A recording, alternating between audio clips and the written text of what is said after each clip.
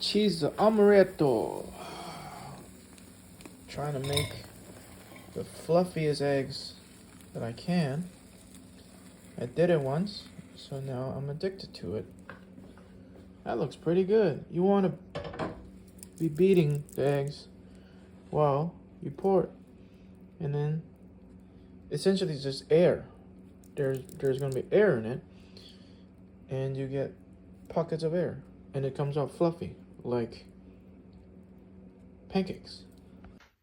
I'm raiding my closet for more clothes to move to a new place. These pants hasn't fit me since 2013. Well, more like 2017, but they fit me again. Hell yeah. Hell yeah. They barely fit, but they fucking fit, bitch. Hell yeah. I haven't worn these pants in like 10 years.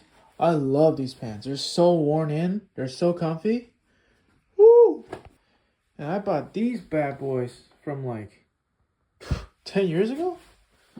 I've never even worn these. They're not even that slim on me. Like, I got a little muffin top. Barely, but wow. Look at what Spite and Rage can do. Spite and Rage.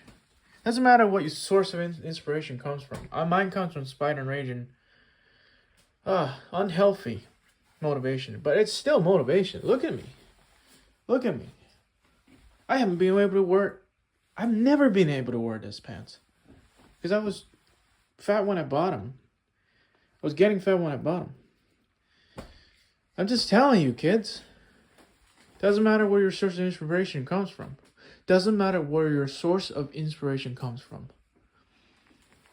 I don't know how many of you guys have moved out and how many of you guys live like close enough to your parents or secondary. Well, usually it's your parents' place. Do you have two sets of stuff? Let me know in the comments. Do you have two sets of stuff? I know a friend who's like that. I mean, he's very well off. So he's hopping houses that his parents have, and he's hopping to his grandparents. Like, he's everywhere. He's not really one place situated. So he probably has like toothbrushes everywhere and everything. For me, now that I plan to come back all the time and help out at the house. I just need my own space. Do I? Do I really? No, I just want to...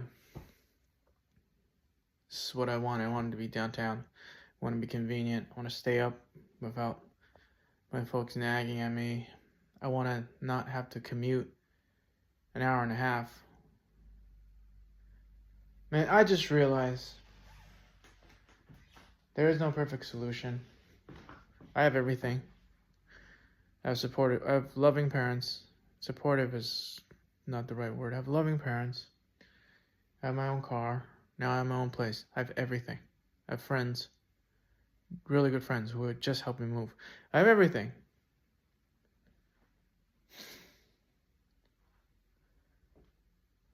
And I knew now that I'm old enough, like, do you know when you're shopping online and you're like, this thing, if I get this thing, if I get this new phone, if I get these new jeans, if I get this new whatever, if I get this new car, it'll fix me. It won't. Happiness is from within, as lame as that it is, as contrived as that is,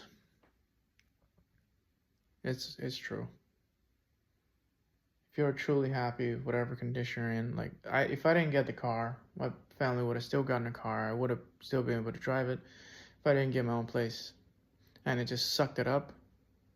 The commute, that would have been fine. But now, I know I'll come back and help out and rake the leaves, shovel snow. I'm not just gonna go get milk and cigarettes and never come back, you know? I want to be home, like, pretty often. Maybe I should do a clean separation. Maybe I should not come back home so often. Maybe every 2 weeks. Maybe not every week. We're just too convenient, man. When traffic isn't bad, it's a half-hour drive. That's the thing. When traffic isn't bad, it's a half-hour drive. So I'm spending crazy rent. Maybe it will add up. Maybe the convenience will add up. But now that I'm paying crazy rent, I'm no longer happy about it because, like, I'm paying... Everything comes at a price. Now that I have everything, I need to make more money. More money, more problems. Alright. Things are good. Work is horrendous. But everything else is honestly not bad. So the last 6 months, I lost about 45 pounds. And one of the main core success ingredients is not eating instant ramen. I haven't had this in 6 months. I do not know what to make today. I am too busy today. I'm moving and I don't want to spend money. So eating this and eating food that my folks made me. I haven't had this in so long. I used to love this. I used to sneak this at night.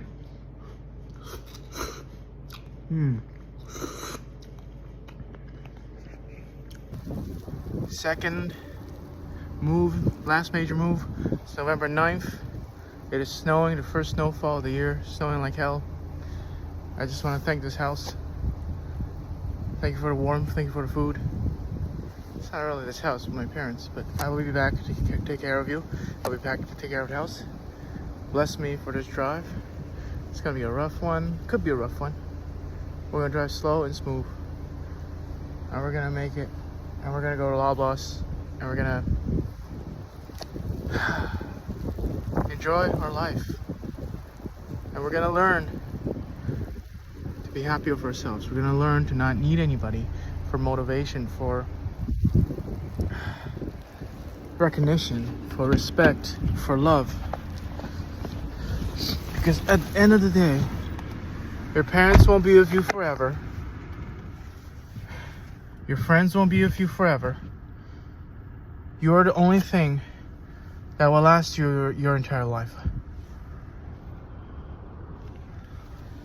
It's the last of my stuff. Subwoofer in the back. Car all warmed up. Road is honestly not that bad. But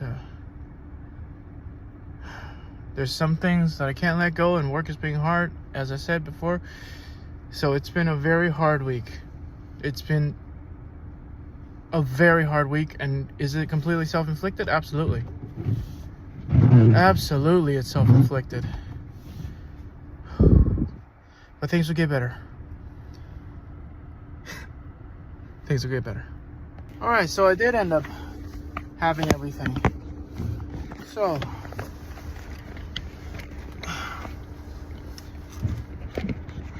here's what happened this year. In summary, while I drive in the snow, hopefully it's just a smooth, easy drive.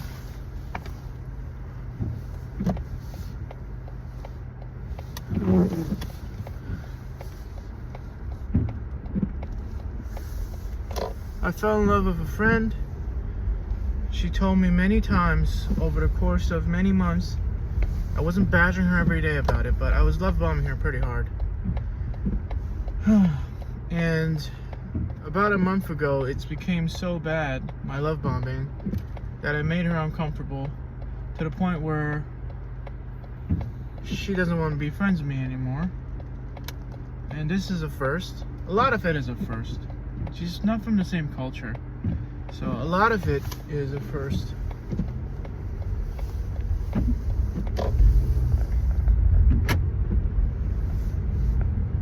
So I'm dealing with threefold things right now. I'm dealing with moving out and the guilt of moving out without fully consulting with my folks.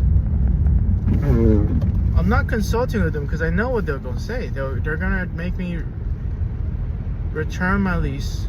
They're gonna make me regret every decision I make on my own. That's just what they do, and that's fine. That's their role. My role is to kick ass and make money and spend money and make mistakes and learn things the hard way.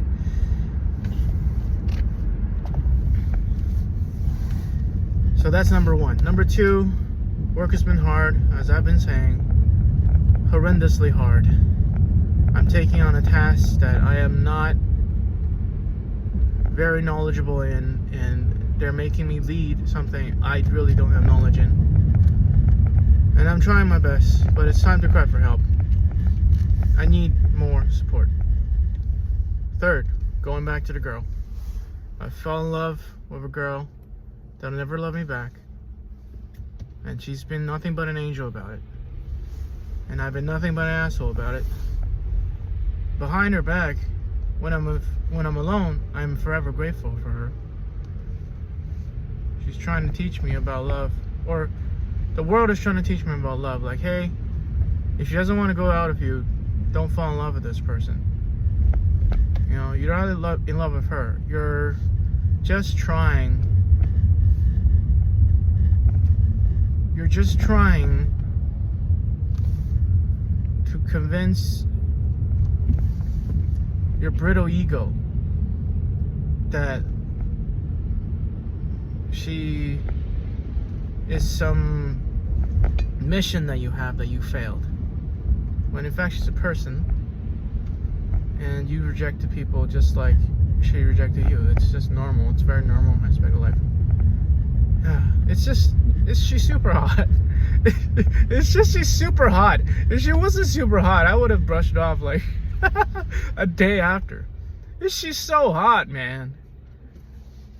And we get along so well. So for me, it's like, And I've been telling my friends about it, and to the point where they don't want me to listen anymore, so I'm telling the internet about it. Limerence, man. And now we're at the point where, yeah, we still follow each other on Instagram, but I can't see her stories anymore, and that's deliberate. And after a month of thinking, oh, she'll come back, she's not coming back.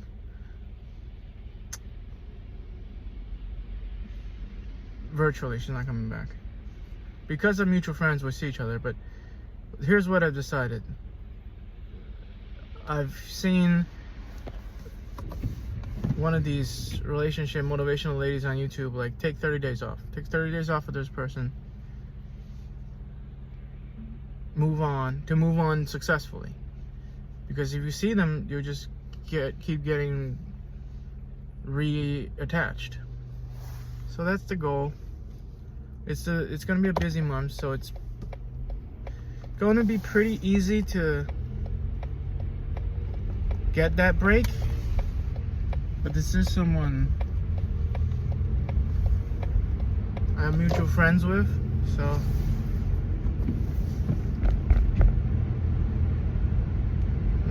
I told a mutual friend, and she warned me, like, hey, just because you have this going on doesn't mean you stop hanging out with everybody else. Don't make everybody else face the brunt of your heartbreak. And I try not to. Yesterday we had a birthday party for a friend, and because of these three things: work pressure, moving,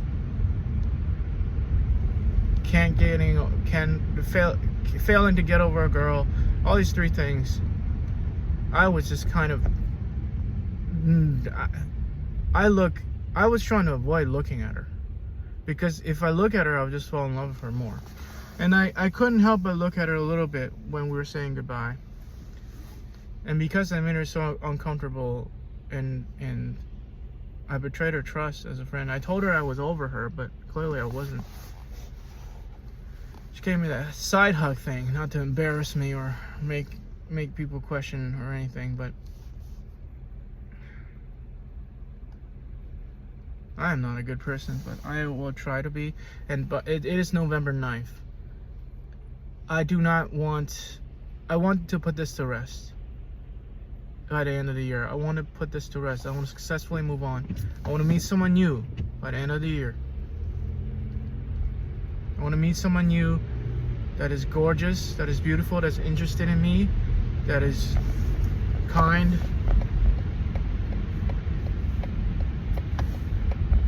that has dreams of her own. And this girl that I was madly in love with one-sidedly has been nothing but kind. She's a sweetheart. Which, you know, when you can't have someone and they're actually not a terrible person, it's just harder. Yeah. In this friendship that we have or had, I was essentially terrible. Yeah, yesterday I did the birthday party, and I want to move on, so I deliberately not look at her, because I used to just stare at her all day when I'm with her. When we were friends, I would just look at her all day. And you could say, oh, it wasn't love, it was just liminal. Or liminal. It was just lumerance. And it was, I guess it was. But we were really good friends. And I really loved her. But I really didn't respect her because she told me to stop saying sweet nothings. Stop saying, oh, I love you, ooh, this, ooh, that. Just stop. Just move on. She literally told me, please move on. I wish you could just move on.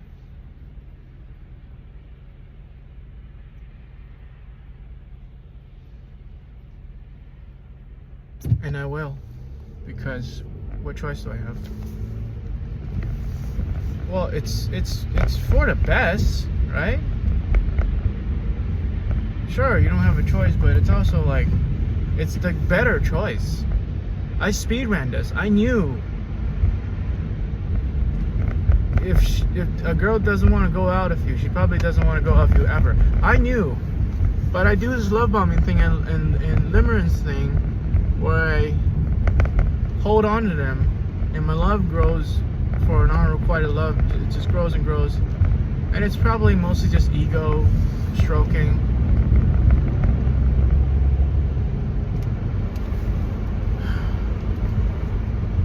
I think on some levels I did love her, but I sure didn't show it well. You know, if I loved her, I would stop talking about it, because she didn't want to hear it from me. She just wanted to be really, really good friends. And we were really, really good friends.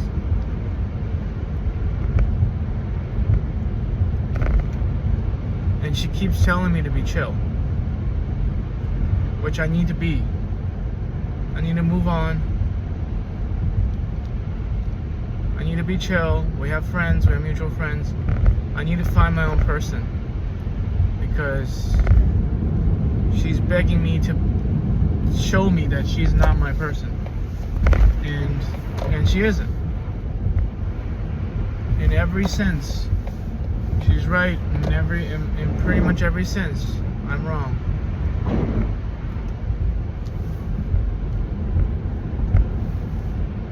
And if I come out of this a better person, if I come out of this finally learning the value of not love bombing, finally learning that if someone doesn't want to go out with you, don't even think about them romantically.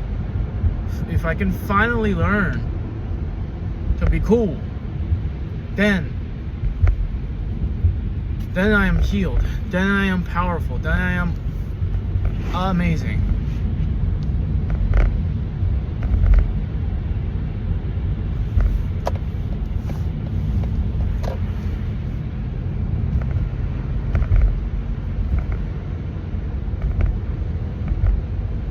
So I will move on. I would take a break from her entirely, from thinking about her, from talking about her, from everything about her for a month.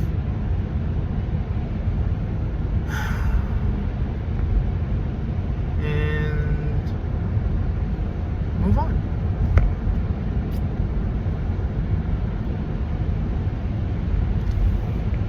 Okay, back at the crib.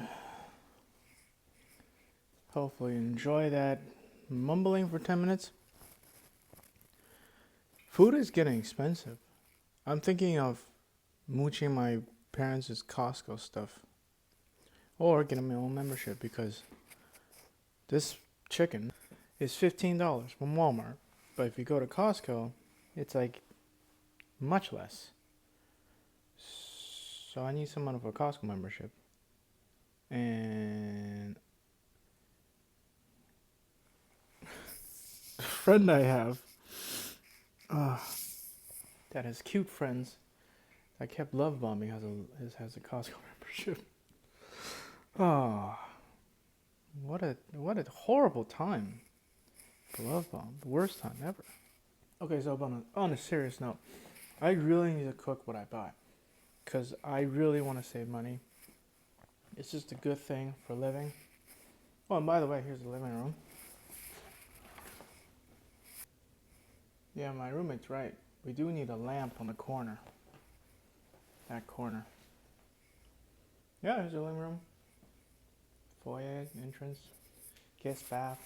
You've seen everything else. Kitchen. Pretty good spot. We just need a table there. But it's pretty spacious for two people.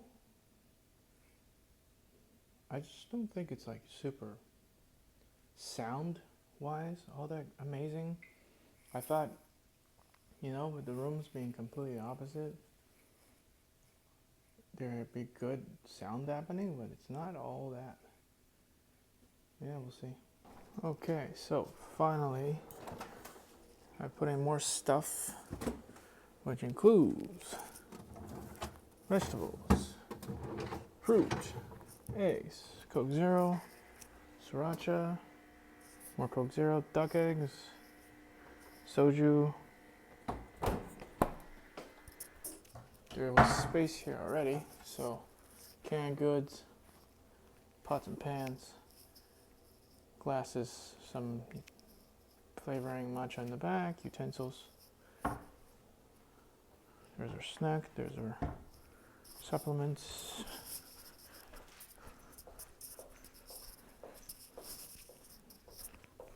AA batteries, always needed them. And then here's it's pretty much filled up now. I brought a lot more clothes in. I need more t-shirts, but I brought some big t-shirts just for this purpose. Here's the graduation confetti. We graduated in the pandemic, so they sent us a kit to do it at home. I am still waiting on using this. I want to use this for New Year's. Laundry basket, bags, totes, and stuff. Yeah, that's what it looks like. Sorry about that.